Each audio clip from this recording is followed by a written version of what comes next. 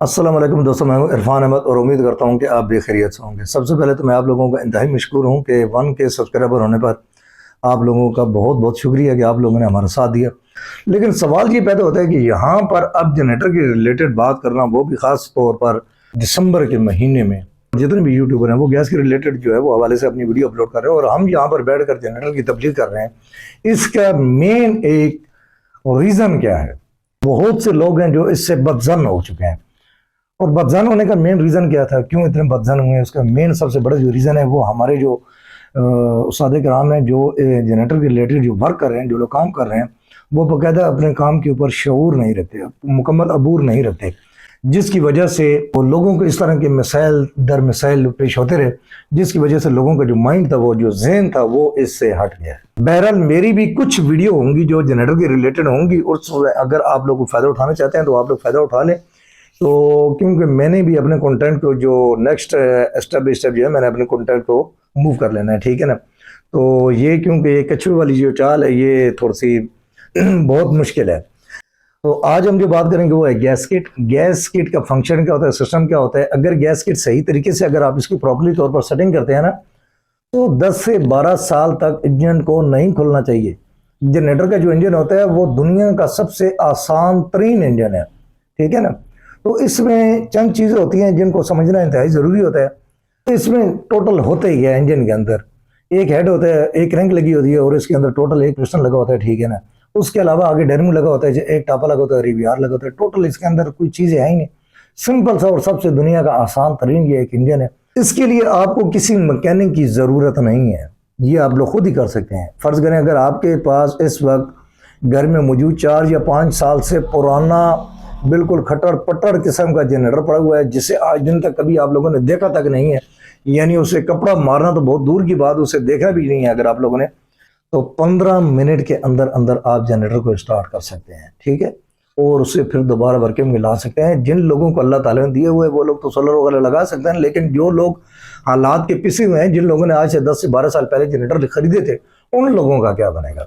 अगर वो लोगों के हालात नहीं है, वो लोग नहीं ले सकते, अगर सोलर पैनल नहीं लगवा सकते, 3-4 लाख रुपए उनकी इतनी अप्रोच नहीं है, तो कम अज कम जो घर में मौजूद चीज़ पड़ी हुई है तो उसको आप बनाएं, उससे फिर दोबारा आप एक रनिंग कंडीशन में ला सकते हैं। तो आज की जो वीडियो है वो गैस सेटिंग के हवाले से है। तो गैस सेटिंग किस तरह से होती है और क्या इसका फंक्शन होता है, इसका सिस्टम क्या होता है, तो ये मैं आप लोगों को आज मुकम्मल तौर पर गाइड करूंगा। अगर इसमें से कोई भी शख्स एक रत्ती भर का फॉल्ट निकाल देता है, मैं फॉल्ट की बात कर रहा हूँ, लफ्ज़ में अदायगी में मायने का रद्द-बदल हो सकता है, लेकिन जो मैं सिस्टम आपको बता रहा हूँ कि जो गैस किट का सिस्टम है और जिस तरह से आपने सेटिंग करनी है, अगर उसमें से कोई भी शख्स पाकिस्तान हो या इससे हटकर किसी भी कंट्री का ताल्लुक़ रखता हो, वो कहते हैं कि इरफान भी आपने जो सेटिंग के बारे में हमें बताया उसमें ये फॉल्ट है, तो 1 लाख रुपए मैं उसे नकद उसी टाइम पर इनाम देने के लिए तैयार हूँ। और कोई भी शख्स अगर इस वीडियो को देखकर अपने जनरेटर को काम करता है, यानी कि उसे बाहर निकाल लेता है और थोड़ी सी हिम्मत करता है, तो ये सवाल ही नहीं पैदा होता कि उनका इंजन स्टार्ट ना हो। देखिए गैस किट में टोटल 4 ऑप्शन है। फर्स्ट नंबर पर आता है एन, दूसरे नंबर पर आता है रेडिएटर। रेडिएटर क्या होता है कि 2 चीज़ों के दरमियान मुवाजना कायम करने वाली चीज़ को रेडिएटर कहते हैं। यानी मिसाल के तौर पर अगर इंजेक्टर मोटर आपने देखी होगी, आप लोगों के घरों में पानी वाली मोटर लगी होती है, जहाँ पर इंजेक्टर मोटर के ऊपर फ्रंट के ऊपर एक रेडिएटर लगा होता है जो 2 नालियों में पानी सर्कुलेट कर रहा होता है, तो वो उन नालियों के दरमियान सर्कुलेट करने वाले पानी को बाहर जो डिलीवरी होती है, यानी एक सेक्शन होती है, जो 2 नालियां चल रही होती हैं, इनमें सेक्शन की लाइनें होती हैं, और बाहर जो डिलीवरी वाला पाइप होता है, उन दोनों के दरमियान वो मुवाजना कायम करता है, और जितना हम काबले को खोलते हैं उसी तरह से प्रेशर बढ़ता जाता है, ठीक है। तो इसी तरह यहाँ पर इन और ये आउट है, ठीक है, और इसके दरमियान जो ये आ रहा है ये इसे रेडिएटर कहते हैं। और रेडिएटर का मकसद यही है कि यहाँ पर ये गैस को मुवाजना कर रहा है, यानी गैस की जो सेटिंग है इन दोनों के दरमियान रेडिएटर की सेटिंग करना इंतहाई ज़रूरी है। और इस रेडिएटर का ताल्लुक क्या होता है कि आपके पास जो गैस वाले मीटर लगा होता है, वहाँ से जो लाइन आपके पास आ रही है, वो लाइन अगर आप यहाँ पर इन वाले पाइप पर लगाते हैं, तो ये जो रेडिएटर होता है यानी आने वाले प्रेशर को कंट्रोल करने के साथ साथ आगे सप्लाई भी कर होता है, मूव भी कर होता है। तो यहाँ पर मिक्सचर आ जाता है। मिक्सचर पर फिर आप पर डिपेंड करता है कि आप जितने लोड की सेटिंग करना चाहें, लो पर अगर रखना चाहें तो लो पर हो सकती है, अगर आप इसे हाई पर रखना चाहें तो हाई पर भी हो सकती है। और इसके दो ऑप्शन होते हैं, इन दोनों में से किसी एक ऑप्शन के ऊपर आप वर्क कर सकते हैं। सबसे पहले आपने गैस्केट को चेक करना है कि गैस्केट के अंदर कोई फॉल्ट तो नहीं है, क्योंकि गैस्केट को ठीक करने के बाद ही आप अगला काम कर सकेंगे। तो फर्स्ट नंबर पर आता है कि आप इन वाला पाइप लगाएं। यहाँ पर इन वाला पाइप लगाएंगे, ऊपर की सतह पर पाइप लगाएंगे तो ये नीचे जो आउट वाली साइड आ रही है, यहाँ पर आपने माचिस की तीली या किसी लेटर की मदद से आपने आग जलानी है। आग लाकर चेक करनी है कि यहाँ पर आग लग रही है या नहीं। अगर यहाँ पर आग आ रही है तो ये बतौर एक फॉल्ट है, यानी गैस्केट में फॉल्ट है। अगर गैस्केट लीक हो रही है तो फिर आपने गैस्केट को खोल देना है। गैस्केट खोलने के बाद आपने बाहर वाले टापे को साइड पर रख देना है। उसके बाद अंदर एक पर्दा होगा, उसके बिल्कुल आराम से आपने साइड पर रख देना है। अब यहाँ पर हमारे पास सामने आ जाता है एक वाल, इसके साथ दो नट लगे हुए हैं चौरस। तो उन नट को आपने खोल लेना है। इन नट को आपने खोल लेना है। यहाँ पर अब आपके सामने एक वाल आ जाएगा। वाल के ऊपर अभी आप देख रहे हैं कि किस तरह के ज़रात आ रहे हैं। ये हल्के हल्के ज़रात जो होते हैं ये गैस्केट को लीक करते हैं। इससे आपने किसी कपड़े की मदद से साफ़ कर लेना है। साफ़ करने के बाद आप चाहें तो इसके ऊपर हल्का सा पानी वगैरह लगाकर, यानी हल्का सा एक कतरा पानी का फेंकेंगे और फिर कपड़े से साफ़ करेंगे तो ये बिल्कुल क्लीन, बिल्कुल साफ़ हो जाएगा। उसके बाद आपने फिर इसे दोबारा वहीं पर सेट करने से पहले एक मरतबा देख लें कि क्या जो जहाँ पर ये सीट बैठ रही है उस जगह में कचरा तो नहीं है। अगर कचरा है तो उस कचरे को आप अच्छी तरह से साफ़ कर लें। और ऊपर वाली जहाँ पर हमारे वाल की सीट बैठ रही है उस जगह को भी आप अच्छी तरह से साफ़ कर लें।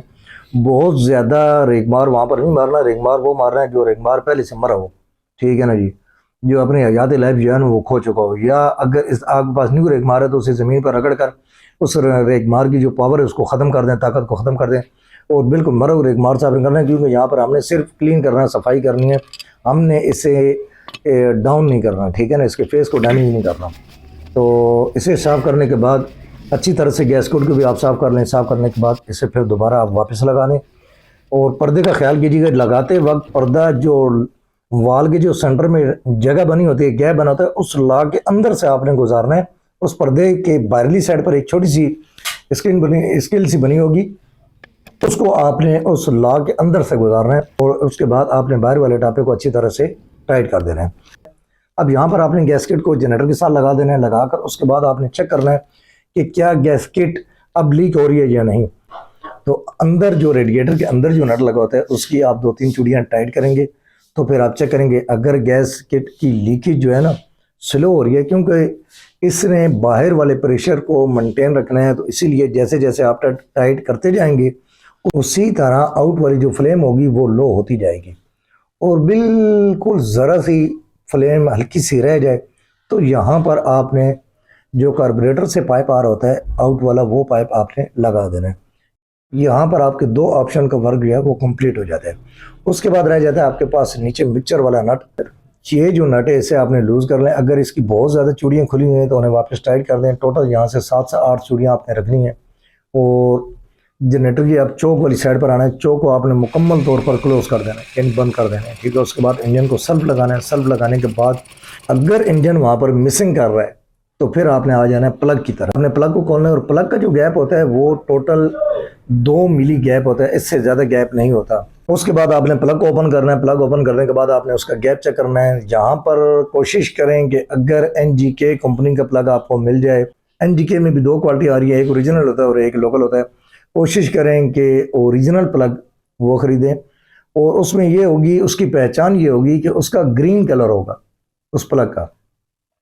तो उसका आपने तकरीबन 1.5 से 2 मिली के दरमियान आपने उसका गैप रखना है। तो 1.5 से 2 मिली को चेक करने के लिए आपने ऐसा कर, प्लग का गैप चेक करने के लिए आपके पास वही जो प्लग वाली जो पैकिंग थी उसी को आपने फोल्ड करके उसके अंदर लगाकर आपने चेक कर लेना है। यानी टाइट होना चाहिए, बहुत ज़्यादा लूज़ भी ना और बहुत ज़्यादा टाइट भी ना हो, ये आपने चेक कर लेना है। तो वहाँ पर आपका 1.5 मिली 2 मिली गैप जो है तकरीबन 1.5 से 2 मिली क्लियर हो जाता है।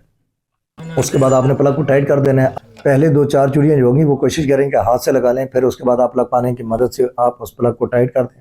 उसके बाद आपने आ जाना है नीचे टैपेड कवर की तरफ। टैपेड कवर का आपने नट खोलना है, चेक करना है कि कहीं पर कोई वाल जाम तो नहीं है। अब यहाँ पर हमारे पास इन वाला जो वाल है ये हल्की सी आउटिंग दे रहे हैं, ठीक है ना, ये हल्का सा जाम आ रहा है। तो इसकी हम 2-3 चूड़ियाँ जो अभी लूज़ कर लेते हैं। दोनों में से एक भी टाइट होगा तो इंजन स्टार्टिंग में प्रॉब्लम करेगा। बिल्कुल क्लियर है यहाँ पर अभी वाल की हमने सेटिंग कर ली है, वाल बिल्कुल क्लियर है। तो उसके बाद इस टैबलेट कवर को वापस लगा देना है, चारों नट इसके लगा देने हैं। तो ये हमारी सेटिंग अब बिल्कुल कंप्लीट हो चुकी है। अब जनरेटर को आप सेल्फ देंगे तो जनरेटर अगर स्टार्ट नहीं हो रहा तो आपने हल्का हल्का सा चौक को वापस की तरफ लेकर जाना है। जैसी चौक आप वापस रिटर्न करेंगे तो जहाँ पर इंजन स्टार्ट हो जाता है वहाँ पर आपने मिक्सचर को आहिस्ता आहिस्ता से टाइट करना है और फिर चौक को वापस रिटर्न लेकर आना है, यानी वापस क्लोज वाली साइड पर लेकर आना है। ठीक, तो हल्की हल्की सी चूड़ी आप टाइट करते जाएं। तो यहाँ पर तो हल्की हल्की सी चूड़ी हम टाइट करते जाएंगे और यहाँ पर चौक को हम ऐसा ऐसा ऐसा ऐसा क्लोज़ करते जाएंगे। जहाँ पर हमारी चौक क्लोज़ हो जाए और गैसकेट वाला जो मिक्सचर है वहाँ पर अब हमने देखना है कि इंजन का साउंड कैसा आ रहा है, यानी इंजन की बेस कैसी आ रही है, इंजन की पिक कैसी आ रही है। तो वहाँ पर हमें इस चीज़ को मद्देनज़र रखना है। अब इससे हमने वहाँ पर रखना है कि जहाँ पर इंजन खुलकर साउंड ले रहे हैं, ठीक है, और आप गवर्नर यानी और उसके बाद फिर साथ ही आपने गवर्नर को भी चेक कर लेना है एक्सीलेटर देकर कि गवर्नर से एक्सीलेटर सही आ रहा है या नहीं। तो यहाँ पर इंजन की आवाज़ बिल्कुल बेस सही आ रही है, तो यहाँ पर आपने इसको टाइट कर देना है। टाइट करने के बाद यहाँ पर जो आपकी सेटिंग है वो मुकम्मल कंप्लीट हो जाती है। तो कंप्लीट हो जाती है तो यहाँ पर आपकी क्लोज चौक सेटिंग कंप्लीट हो जाती है। यहाँ पर अगर आप चाहें तो ATS लगा सकते हैं, आप चाहें तो इसके साथ रिमोट लगा सकते हैं, चाहें तो इसके साथ एक बटन लगा सकते हैं। तो यहाँ पर आपके जनरेटर के बिल्कुल हाफ सेल्फ स्टार्ट होगा, यानी कि बिल्कुल इशारे से जनरेटर स्टार्ट होगा। तो दोस्तों उम्मीद करता हूँ कि आज की वीडियो से आपको कुछ सीखने को ज़रूर मिला होगा। वीडियो अच्छी लगे तो हमारे हौसला अफजाई के लिए वीडियो को लाइक ज़रूर कीजिएगा और चैनल को सब्सक्राइब ज़रूर कीजिएगा। तो आप एनिमल किसी भी किस्म के फॉल्ट में अगर मौजूद हैं, यानी कि आपसे इंजन को कोई ऐसा फॉल्ट है जो आपसे क्लियर नहीं हो रहा, तो आप उसके लिए कमेंट्स में सेक्शन में आप अपनी राय का इजहार कर सकते हैं। तो इंशाल्लाह जहाँ तक हमसे हुई हम आपकी ज़रूर हेल्प करेंगे। दुआ में याद रखिए, आपसे मुलाकात होगी इंशाल्लाह नेक्स्ट वीडियो में। अल्लाह ने के बाद।